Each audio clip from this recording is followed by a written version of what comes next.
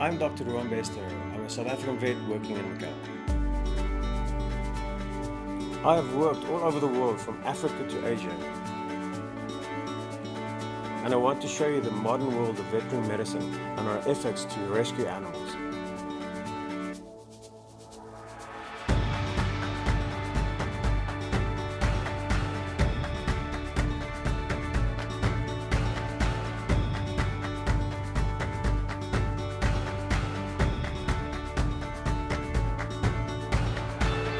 I just landed in Australia. 10 years ago, I worked here at the Australia Zoo, which is where we are heading now and where we are going to begin our journey.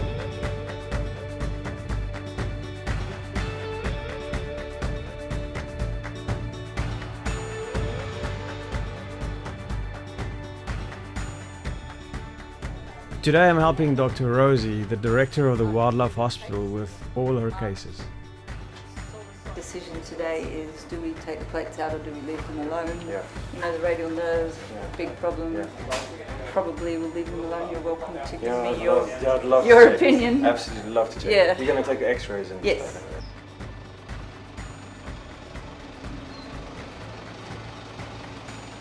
One of the wildlife rescue carriers called Tina is bringing in a koala for a revisit today. Yeah. Just Yeah. Okay. It's just getting a checkup and going Oh, back okay, with great. us. 3 koalas are staying. Yep. And this is Ruan, who's a Hello. vet from Nice to meet you. Macau. How And he is going to help us decide because he has quite a bit of orthopedic experience as well. So Yep, we cool. can all put our heads together and see. We have Australian Animals Care and Education, and I founded that 15 years ago. Yeah. And back then we started looking at endangered species as well as your normal injured wildlife that Yeah. needed rehab. And we do the bridle nail-tail wallaby, so I've got a breeding program Yeah. for that. And also wombats, so we've done 12 years of research Wow. and captive breeding Wow. for the wombats. I think we struggle the most with koalas. So what's the most common condition that you get? Electrocution, probably. So is- like her? Yep, Yeah. yep, or road trauma. Ruan has had experience treating turtles with electrical burns from Yeah, biting so their they skin. bite the electric cords inside the tank and also the face blows up. Yep. Yeah. Lou's a result of having land clearing and having her tree pushed over. Yes. Obviously, and landing and snapping both. Yeah. So we get a little bit of that as well. Fractures because they fall from the tree Yeah, when And the then- tree's coming over. and they're walking across the road and getting hit by a car. Cars, so Yeah. they get all sorts of. We've had, broken pelvises, Yeah. and we had a koala jump off a moving truck. Nice to meet you. Hello. So got Alfaxan already? Yeah. Yeah. Okay. Just waiting for Yeah, it's not sleeping yet. Eh?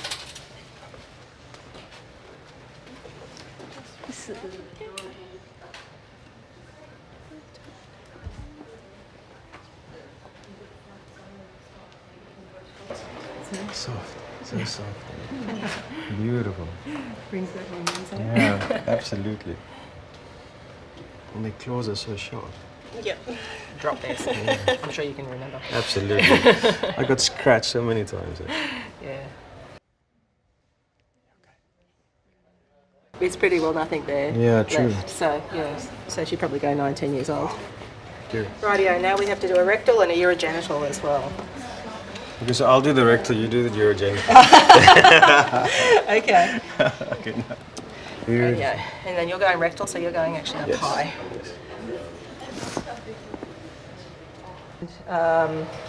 She's down to 0.6 now. Wow, so good. Rightio. So you can see that's actually got a tiny little bit of sediment in its ear. Yeah, I can see. Yeah. Not too bad though. So flickering like little lights, that's usually sediment. And if you shake the bladder like this, you can make the sediment usually make like waves, and it's usually beautiful. We're actually going to be heading down the hall to the X-ray room. While they were preparing the koala for x-rays, Dr. Rosie invited me to check out a beautiful local animal.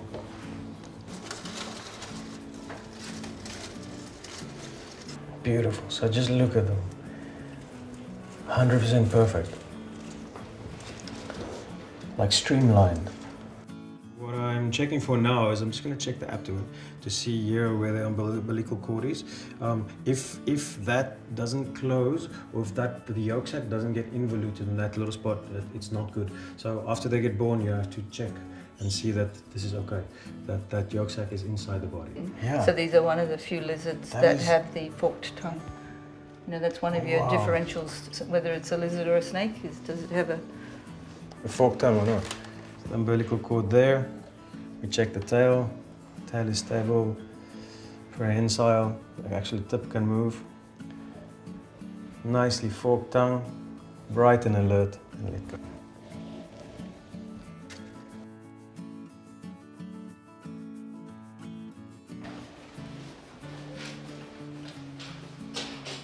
We usually move the room, so I'm literally just here behind the door.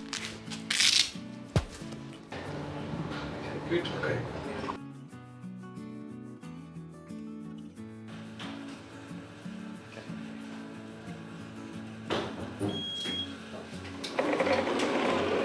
What's ISO now? On 2.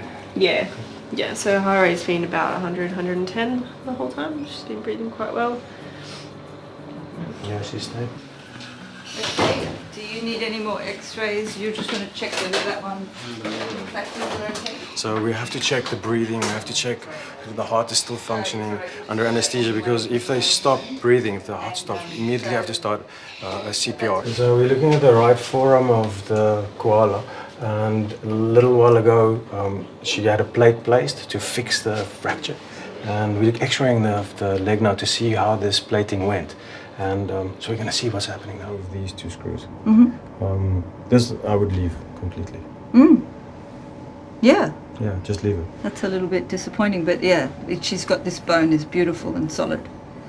So you just take out the screws, leave both plates, leave that one alone completely. She's also got a fracture of her back. I'm quite amazed that she's still walking. Rosie, she's still walking, eh? Yeah, so there's I'm been amazed. no report of any locomotory problems. Look at that step Yeah, down. it's great. Can we see the VD or the DV? So watch these two malaligned spinal columns. So the spinal cord is running. That should be nicely aligned, but it's like this. And if I saw this for a dog or a cat, I would think yes, this animal wouldn't be walking, but she's walking, which is unbelievable. And climbing. Unbelievable. Look at their amazing hands. Yeah, beautiful. It's incredible how the digits are formed. Yeah, the 2 thumbs. Yeah. To help climb. Yes. Their hands are actually formed so that they have. It looks like 2 thumbs. They can hold the trees and the leaves, the trees better, and it's actually these 2 digits that's formed and pushed towards each other, and that's how they climb the trees. But it's beautiful. It's so nice to see on an X-ray because you can actually see how the digits are formed. Beautiful. She's totally mobile. Oh, let me show you something. It's unbelievable. Do you see the spine? Yeah. Okay, so this is normal. So it's normal. Yeah, And then suddenly there's like a deviation. Yeah. So there's a nice transverse fracture. Yeah, fracture of the spine. She should not be walking, which is unbelievable. And is it worth not trying to put that back or you do more damage? I think it's too late now. Yep. I would just leave it because she can move. Yep. If she couldn't move and it was immediate, I would immediately do surgery. Yep. Yeah. So obviously no spinal cord damage because everything's working. Yeah. She had a baby, like a big baby. All right, incredible. We'll see what the other doctors say, Yep. and then supplement her diet with some calcium and phosphorus to make those joints and those bone actually heal faster. While I was discussing Humpty, the koala's X-rays with Tina, baby kangaroo arrived.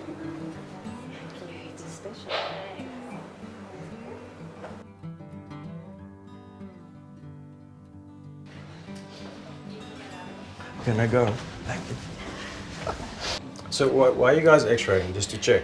This is just a general check, yeah. So we're looking for pulmonary contusion. I'm fairly confident there's no fractures, but we just do that as a quick general check anyway. Okay. But yeah. You got it, Claire?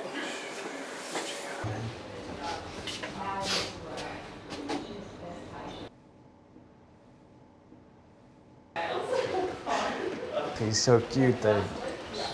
So cute, so cute. basis. So we're putting a little bit more in. Yep. Wonderful. Cool. We'll get some more shots of that. Yeah, we do about 5% some kids. Okay, so this is a little eastern grey kangaroo. It's one of 50 species still left in Australia. Very, very highly sought after little kangaroo. Unfortunately, the mother got hit by a car, and the baby ended up in hospital. But what we're doing now is we're just giving subcut fluid to help the body recuperate faster after anesthesia.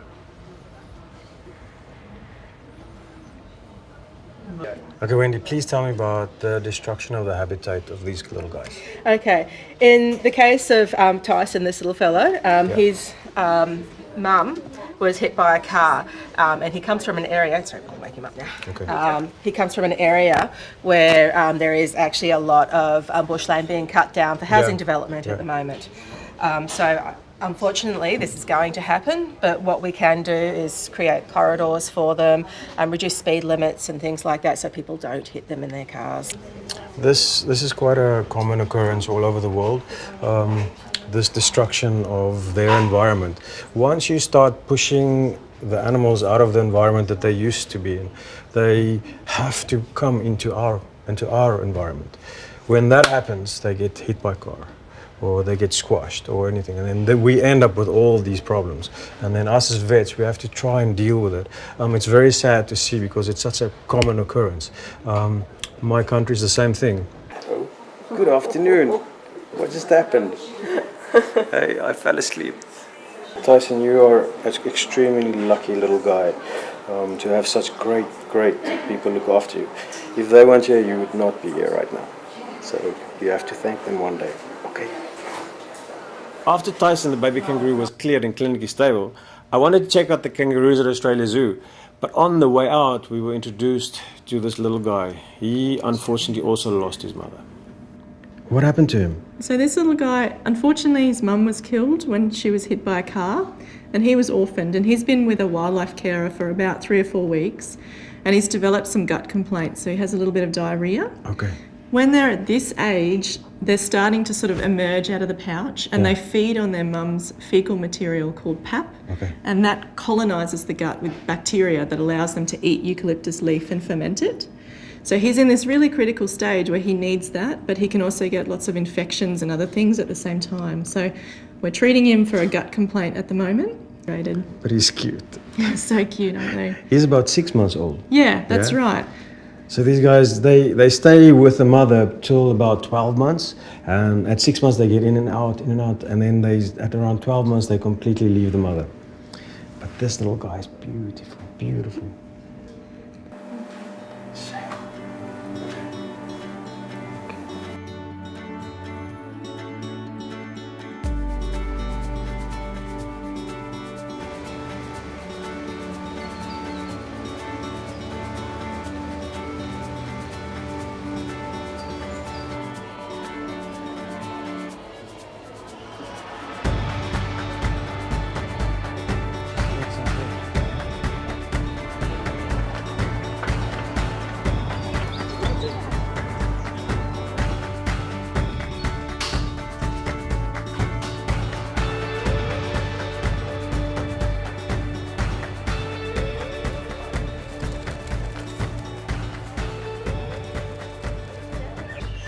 Over here, we've got an eastern grey kangaroo. It's beautiful, nice and big, nice and big. There's over 50 species of kangaroos. This is only one of them. Let's see if we can get a little bit closer.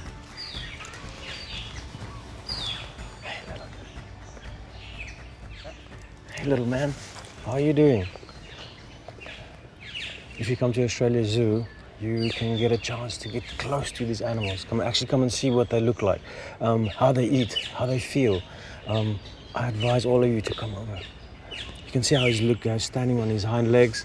His tail is nice and thick. They use their legs to jump, like a spring. Jump, jump. They use the tail as a balancing mechanism. The front legs is a little bit small. They can still use it to look for food, to forage, to scratch stuff on the ground. If you look at the back legs got one big long nail. if you're ever in any situation where a kangaroo chases you, you have to stay away from the back legs, because if they kick you with that back leg, that toe is very dangerous. But over here, these kangaroos are very tame, very nice, very friendly. So none of this will happen. So soft.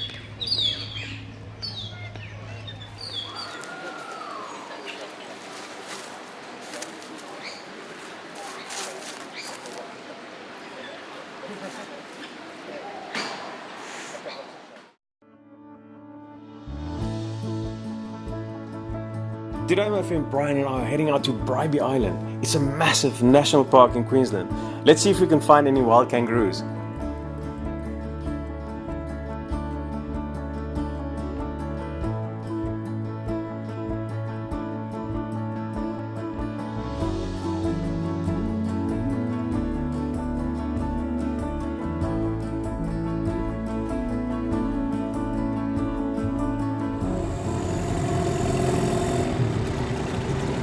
Stay there a while, I'll just drag us up. Okay. So I reckon there'll be some over in here. Yeah, Or what? we need to go this way. Yeah, just straight up in here. Yeah. And then out here you quite often get humpback whales. Oh, that's beautiful. Yeah.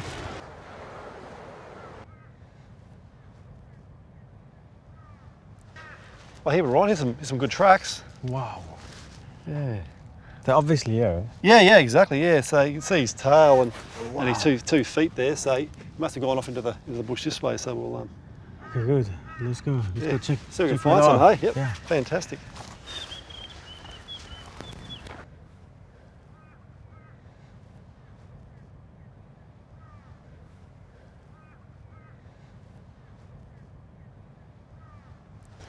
Oh, look, Rawad, here's some. Oh man. There's a couple of them down there. Wow, that's amazing. Yeah. Beautiful. Excellent. Yeah. Yeah, it's beautiful. It's a beautiful animal, eh? Oh, fantastic, yeah. It's so great to have them so close to home as well. Absolutely. So we could see how they actually interact in nature, how they jump around, how they eat, how they behave. It's quite amazing to see, because just to the back of here, there's a big city.